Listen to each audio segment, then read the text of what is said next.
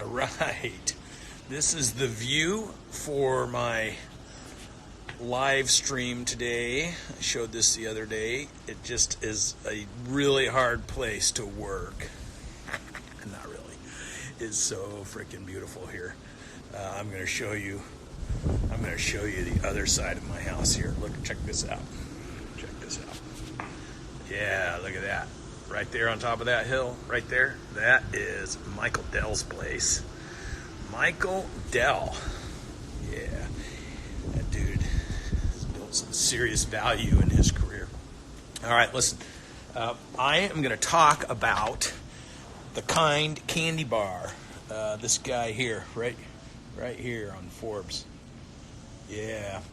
So I'm going to read you something here. I think that this is important, right? In 2008, they ran into cash flow problems. I'm going to read the direct quote. We were on track for record sales in 2008. Record sales. Here's his quote. Profitable companies can go out of business if they don't manage their cash properly. This hat says it all. If you don't manage your cash, you can go out of business. Well, what was the implication with record sales and not managing their cash properly? The implication was they had to raise $15 million of private equity in 2008 in order to support the business's growth going forward. That's what I call a break point, right? So if you don't manage your cash flows and you're growing even at a rapid pace, you run into problems. And when you run into problems, then you got to raise capital. Now, think about this. In 2008, they went to a private equity group and they raised $15 million. And the advice that the private equity group gave them was to take a portion of the $15 million and keep doing some of the programs they were doing already. That's great advice. The reason they weren't doing more of those programs is because they had a cash flow problem and they didn't want to invest the money in the marketing and in those processes of spending money to get money. And so the private equity group gave them $15 million and told them to keep doing what they were doing. Fast forward here, 2014. So what is that? 8 to 14, 9, 10, 11, 12, 13, 6 years later. They bought that stake back from that private equity group for $220 million. Think about this. Well, you have to. Somebody says, interesting, they went to a private equity group for cash because the bank's interest rates in 2008 were so low. Look, dude, nobody could get money from the banks in 2008, 2009. I have all these friends that were developers and business owners, and they clamped down on giving anybody any money. So if you've got a business that's got cash flow issues, you're not going to get money from the bank, especially in 2008. So they had to go somewhere and get money from somebody who's willing to carry a higher risk. Well, they got $15 million cash to fix their current cash flow problems, direction and advice to keep investing in things they were already investing in. Think about that. And then they bought the private equity group out 7 years later,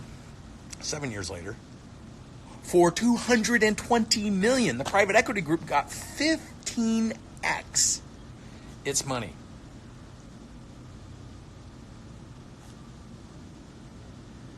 Now, they're happy with how much money they still made and what they're worth. So I'm not saying it was a poor decision. I'm saying, what if they could have avoided that one break point of not properly managing their cash flow? That's $220 million, actually $205 million. Somebody, the shareholders, the founders, the executive team, the employees, That's $200 million the employees could have got. Now, why is this particularly a sensitive issue for me? In 1999, my private equity group owned 42% of my business. 42%. I was on a rapid growth and expansion trajectory.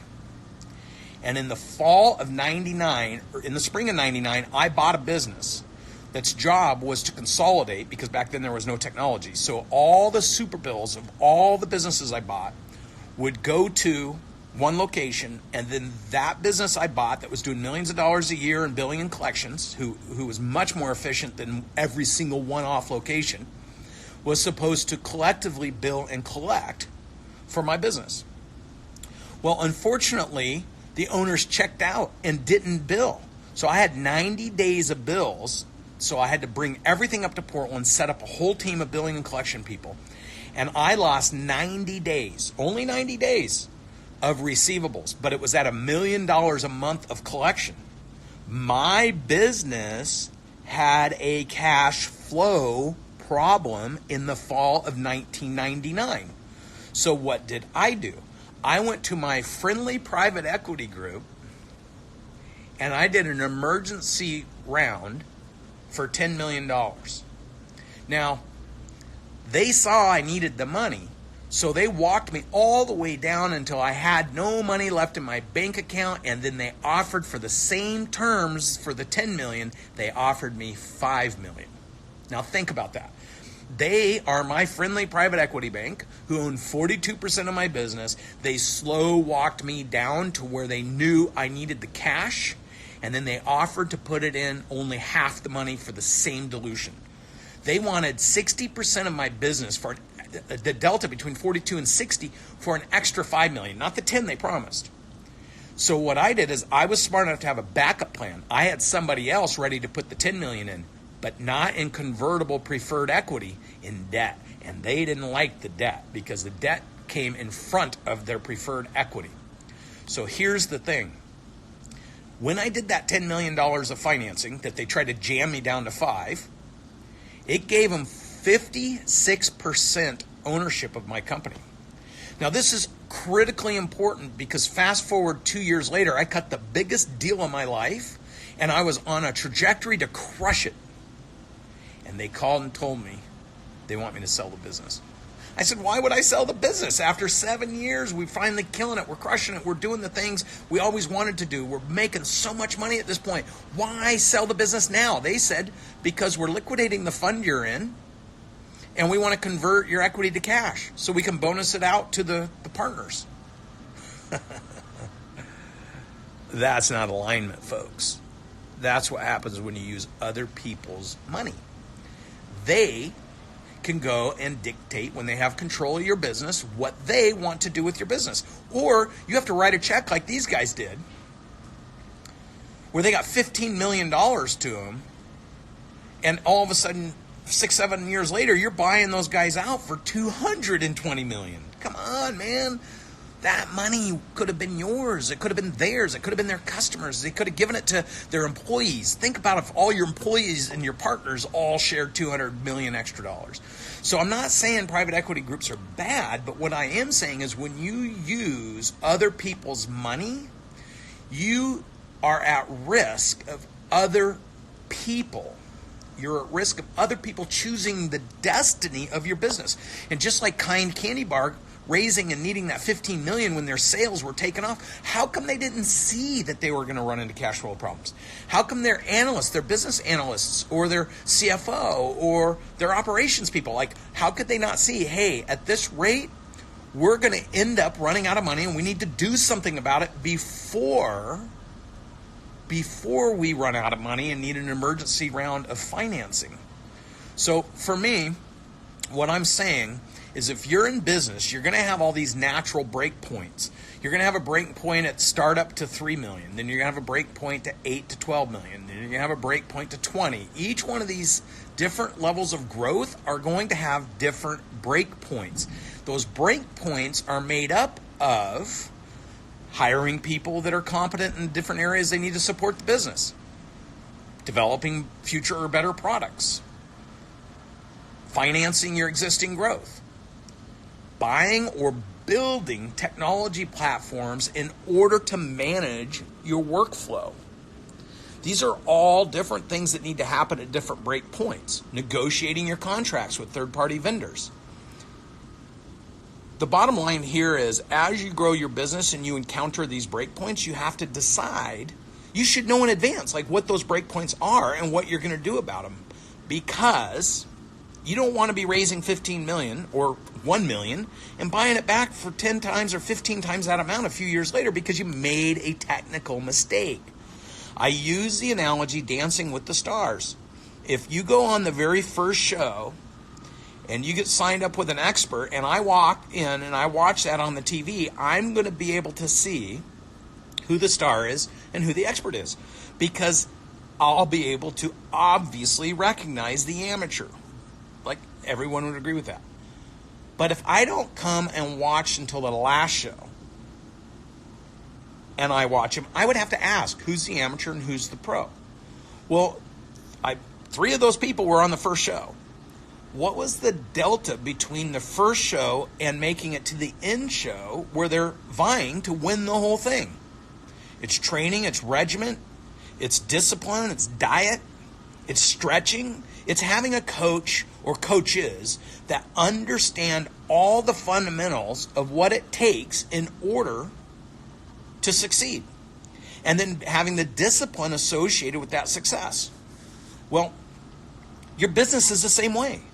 Many of you that are in business are going about building your business by yourself, practicing by yourself, in the dance studio by yourself.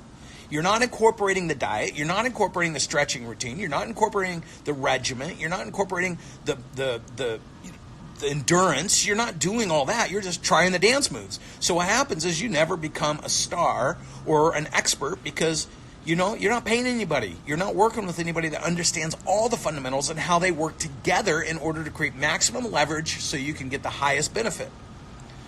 This is why Grant and I started Cardone Ventures.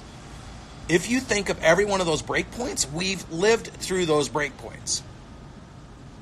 And we understand what they look like. And we understand what to do about them before you encounter them. That's why having an expert or a series of experts in finance, operations, sales, marketing, human resources, professional development, technology, process improvement. You think about it. Having a resource of experts who are aligned with each and every one of you along that journey so you don't make the costly mistakes that some of these other guys and I made in my first business. I refused to do it again in my second business, and I didn't. I started my business from scratch. I didn't raise any money. I never borrowed a dime. I shared the equity with my customers who were the most loyal customers, and then we sold the business for an all-time high for almost any business that was sold. And we had no leverage against the business. That happens because you build a business, you reverse engineer it from its highest value to what you're doing today. And you understand at each level of breakpoint what you're going to need to have in place before you get there so that you aren't trying to make it up as you're going along and working backwards, trying to fix all your mistakes before you can grow to the next level. If you want to grow from 2 million to 20 million, 5 million to 50 million, 10 million to 100 million, or you want to have help growing from 100 million to a billion, that's what Cardone Ventures, myself, Grant, my CFO, Mike Halloran, that's what we're doing. That's what we're here for. And I would encourage you to reach out, come to our boot camps, come to our events, go to CardoneVentures.com, get as much information as you can so that if you're if you're an entrepreneur and you're just working inside somebody else's business and you want to understand how to max out your value in that business so that you can prepare yourself to become a solo or entrepreneur in the future or make millions of dollars working for somebody else, we have a program for you. If you're a solopreneur and you want to make sure you maximize your time, energy, and effort for this cash flow so you can live the kind of life that you want to live, we have programs for you. If you're an entrepreneur and you want to scale or go to scaling in your business, we have programs for you as well. So what we want to do is create the fast track to success so that people aren't guessing and stumbling around trying to reach their level of personal, professional, and financial goals that they established for themselves. That's what we're building, that's what we're doing, and that's what we're here for. So if anybody has any questions, glad to ask or answer any questions. Anybody got any questions? Do you guys want to share you want to just share the view here? Maybe share the view a little bit. How about jumping that right now? Yeah, baby. All right. Any questions? Happy to answer them. If not, then oh yeah, it's nice to have you guys join us. Say hi to you guys. Yep. All right. Well, it doesn't look like I have any questions today. It sounds like you all know what it means to raise private equity money at a break point, raising $15 million and buying it back for 220. I don't think any of you want to make that mistake. Grant and I'd like to share that extra $200 million with some people and make sure they don't have to go through that process. That's what we're about at Cardone Ventures. Thanks for joining me, guys. I look forward to catching you up. Join me on the next live stream.